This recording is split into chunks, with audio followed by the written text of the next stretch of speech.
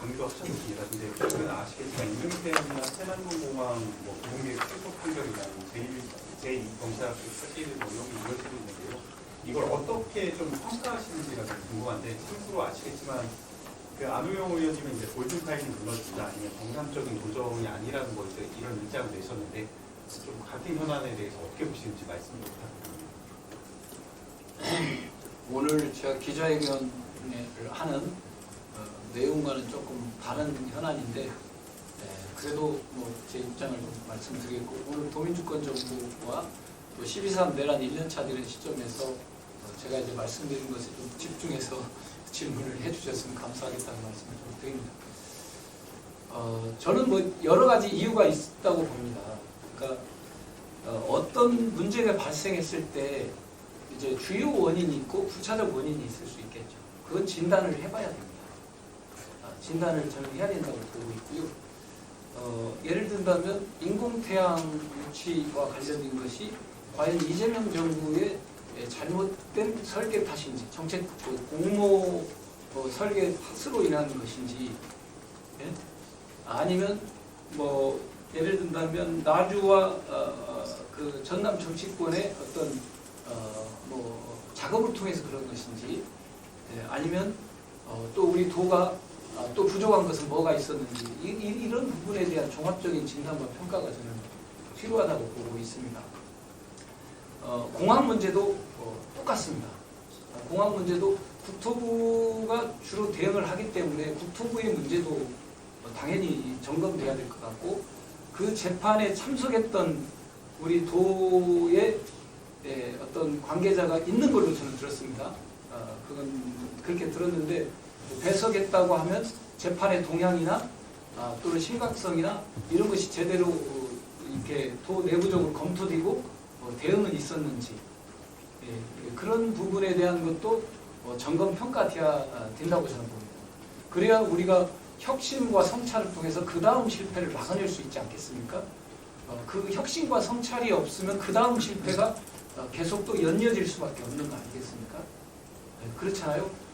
계속 어떤 이렇게 뭐랄까 정부 탓, 남 탓으로 일관하게 되면 우리의 문제는 뭐가 없었는데 혁신과 성찰이 또 제대로 안 된다고 보고 있습니다. 그러나 케이스별로 이게 예를 들자면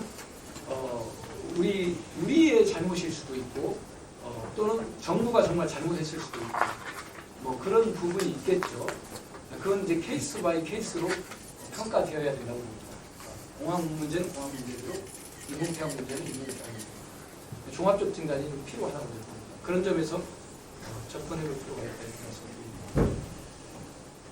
국민 속에 국민정부가 사회적 대화 추진하는 있다고 했는데요. 이런 방식은 기존에도 사실 있어 왔거든요. 근데 형식적인 규칙은 사실 제대로 운영된 적이 별로 없어요. 그래서 이제 후보로서 지사가 됐을 때 이거를 기존과 어떻게 차별화해서 실제 국민주권 말씀하신 이거를 실현하실 수 예, 제가 보통 평상시에 지향해 왔던 어떤 주민들과의 도민들과의 소통이나 그 협업 과정에서 느낀 게 있는데요. 도정의 모든 분야를 일사불란하게 모든 것을 사회정책계와 추진단을 통해서 이렇게 한꺼번에 풀어가기는 쉽지 않습니다. 그러나 우선순위를 잡고 풀어가겠다는 말씀을 드리는 거고요. 예를 든다면 광진구 사례에 이런 게 있습니다. 광진구 사례에 예를 든다면 사회적 정책 대화 추진은 아니지만 주권자의 의지를 예를 든다면 정책에 반영하겠다고 해서 주권자들 뭐 1000명이면 1000명, 10,000명이면 10,000명, 1000명이 예를 든다면 자기가 관심 있는 사항을 싹 써냅니다. 네? 관심 있는 사항, 질의서를 써내는 거죠. 질의서를 써냅니다. 이것을 제 기억에는 이걸 녹서라고 그러던가요? 녹서라고 하고요.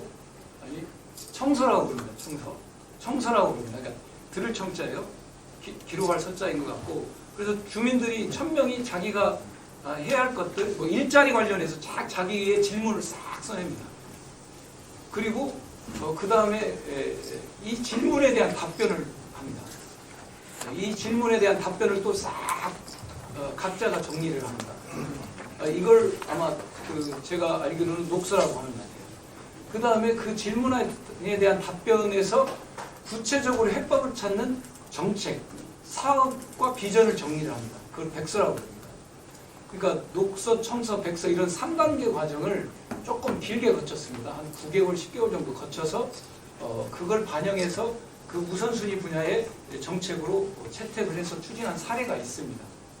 네, 광진구 사례 그런 사례가 있다는 말씀 드리겠고, 근데 이 기간이 좀 길었다는 말씀 드리겠고, 이 기간을 뭐 한 6개월 정도, 4개월 정도로 압축을 해서 하게 되면 도민들께서 직접 도정의 어떤 우선순위 부분에 대해서 참여하고 궁금한 것들, 왜 일자리가 안 늘을까?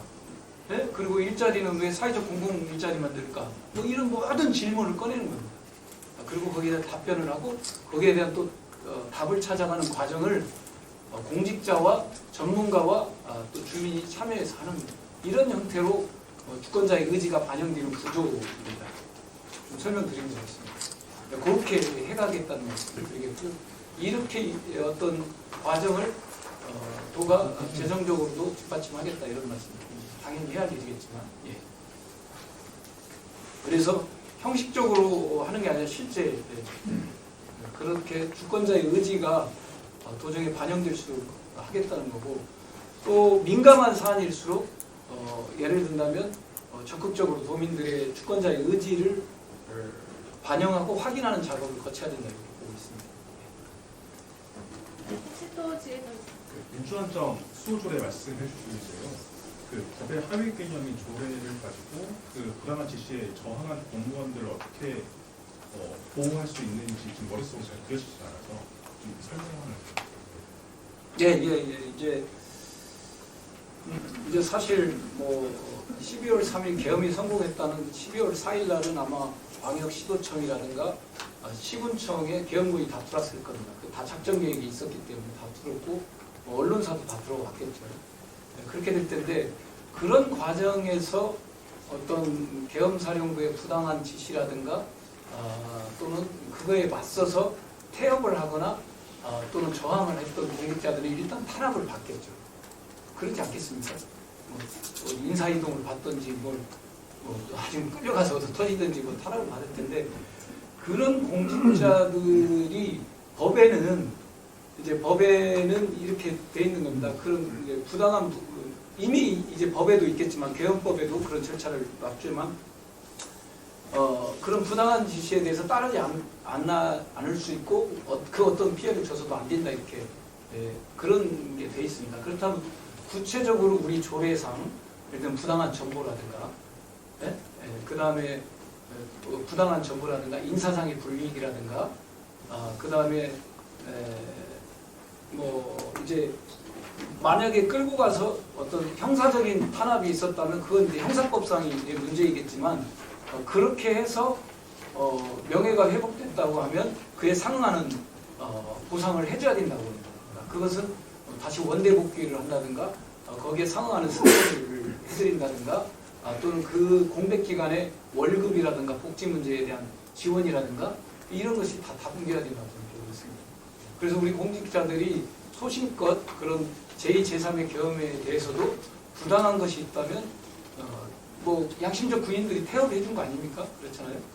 그래서 이재명 대통령이 그분들 중에 뭐 일부를 또 승진도 시키고 그러지 않았습니까? 그러듯이 우리도 그런 상황이 온다면 그렇게 해야 됩니다. 그리고 그런 문화와 기강과 원칙이 공유돼 있어야, 평상시 그런 것이 공유돼 있어야 그 다음에 그런 것이 왔을 때 우리가 그런 원칙과 문화로서 대응할 수가 있다. 그렇다고 봅니다. 한일이 1년이 지난 시점이 다가오고 있습니다. 그래서 우리가 다시 한번 우리 국민의 생명과 안전을 지키는 그 민주주의에 대한 어떤 확고한 신념, 또 그런 것을 또 우리가 선출직 공직자들이 또 앞장서서 같이 해가겠다는 결의를 저도 다시 한번 다져본다는 말씀을 드리겠고, 그런 것에 기반한 도민주권 의지들이 우리 도정에 좀 잘 반영되어 갈 수 있도록 잘 검토해 주시고 좀 잘 반영해서 좀 도와주시기를 좀 부탁드립니다. 예, 감사합니다. 네, 이상으로